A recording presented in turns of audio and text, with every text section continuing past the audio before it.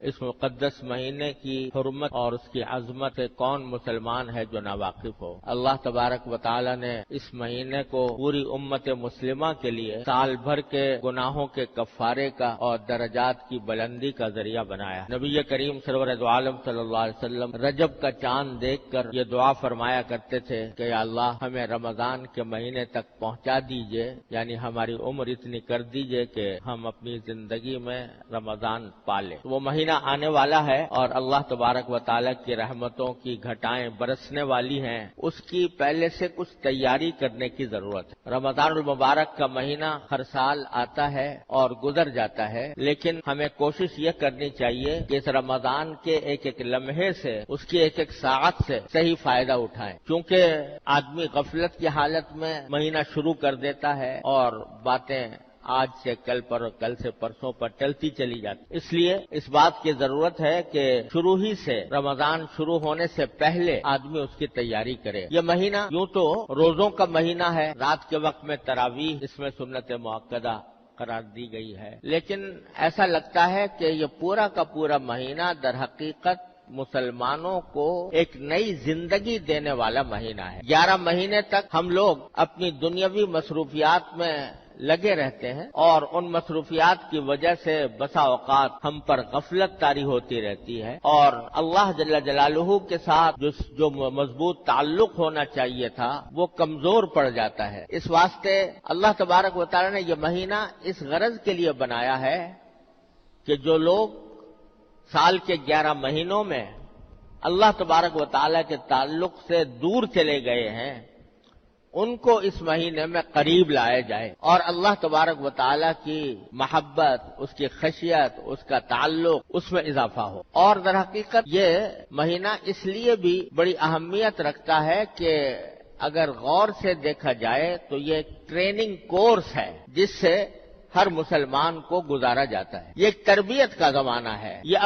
اپنی روح کو بالیدگی، اپنی روح کو تازگی دینے کا مہینہ ہے۔ یہ اللہ تبارک و تعالیٰ کی رحمتوں کو متوجہ کرنے کا مہینہ ہے۔ یہ اللہ تبارک و تعالیٰ کے ساتھ مضبوط تعلق قائم کرنے کا مہینہ ہے۔ یہ اس بات کا مہینہ ہے کہ انسان اپنے آپ کو گناہوں سے بچنے کی عادت ڈالے اور اس کی تربیت حاصل کرے۔ روزہ بذات خود بہت عظیم عبادت ہے، لیکن اس کا ایک بہت بڑا مقصد یہ ہے کہ انسان کو اپنی نفسانی خواہشات پر قابو پانے کی عادت پڑے۔ اسی لیے قرآن کریم نے یہ فرمایا کہ یا ایھا الذین آمنوا کتب علیکم الصیام کما کتب علی الذین من قبلکم لعلکم تتقون۔ روزے ہم نے تم پر اس لیے فرض کیے ہیں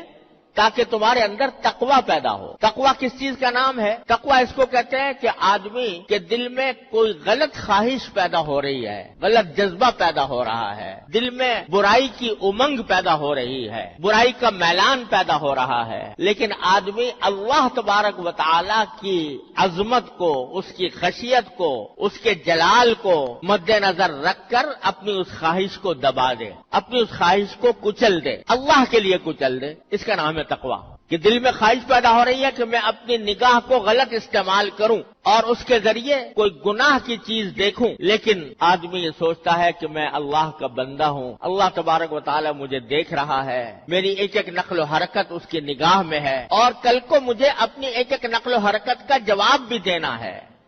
من یعمل مثقال ذرۃ شرا یرہ، ایک ذرے کے برابر بھی اگر میں نے کوئی گناہ کیا تو مجھے آخرت میں اس کا جواب دینا ہوگا۔ یہ سوچ کر آدمی اپنی نگاہ کو روک لے۔ دل میں جھوٹ بولنے کا، غیبت کرنے کا داعیہ پیدا ہو رہا ہے، مجلس جمی ہوئی ہے اور جمی ہوئی مجلس میں غیبت ہو رہی ہے اور میرا بھی دل چاہ رہا ہے کہ میں بھی اس کے اندر کوئی حصہ ڈالوں، لیکن آدمی اس وقت اللہ تبارک و تعالیٰ کی عظمت کو، اس کی خشیت کو، اس کے جلال کو دل میں لا کر اپنے آپ کو اس سے روک لے، تو یہ تقوی ہے۔ تو اللہ تبارک و تعالیٰ فرماتے ہیں کہ ہم نے روزے تم پر اس لیے فرض کیے ہیں تاکہ تمہارے اندر تقوی پیدا ہو، کیونکہ روزے کے ذریعے تقوی کی تربیت دی جاتی ہے۔ وہ اس طرح کہ ہر مسلمان جب روزہ رکھ لیتا ہے اور ارادہ کر لیا کہ آج میرا روزہ ہے، جس کے معنی یہ کہ مغرب کے وقت تک میں نہ کچھ کھاؤں گا، نہ پیوں گا، نہ اپنی جائز خواہشات جو بیوی کے ساتھ پوری کرنا حلال ہوتا ہے وہ بھی میں نہیں کروں گا، یہ ارادہ انسان نے کر لیا. جب روزہ رکھ لیا تو کوئی بھی مسلمان ایسا نہیں ہوتا کہ جو بھوک کی شدت کی وجہ سے یا پیاس کی شدت کی وجہ سے روزہ توڑ دے. بھوک لگی ہوئی ہے، کھانا موجود ہے، اس کی خوشبو آ رہی ہے، اس کو کھانے کو دل چاہ رہا ہے، لیکن چونکہ روزہ رکھ لیا ہے تو اس وجہ سے آدمی سوچتا ہے کہ میں نے روزہ رکھا ہوا ہے، اس حالت میں کھانا میرے لیے جائز نہیں، صبر کرو، شام تک صبر کرو، جب شام ہوگی اور یہ کھانا حلال ہو جائے گا پھر کھاؤں گا. تو یہ